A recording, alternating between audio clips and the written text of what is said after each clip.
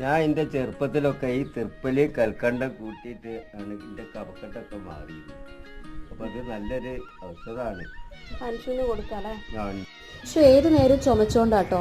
അപ്പം ആ സമയത്ത് അത് ചുമ കേട്ട് സഹിക്കാൻ പറ്റാഞ്ഞപ്പം അച്ഛൻ പോയിട്ട് കൊണ്ടുവന്നതാണ് തിപ്പലിയും കൽക്കണ്ടവും കൂടി കൂട്ടി പൊടിച്ചിട്ട് കൊടുക്കുകയാണെങ്കിൽ എത്ര പഴകിയ ചുമയാണെങ്കിലും അത് മാറിക്കിട്ടും.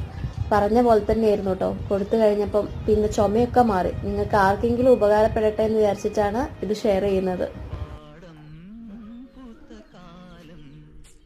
കുരുമുളകിന്റെ വർഗത്തിൽ പെടുന്ന തിപ്പലി കഴിക്കുമ്പോൾ എരിവുള്ളത് കൊണ്ടാണ് അതിന്റെ കൂടെ കൽക്കണ്ടം കൂട്ടിയിട്ട് പൊടിച്ചു കൊടുക്കുന്നത്.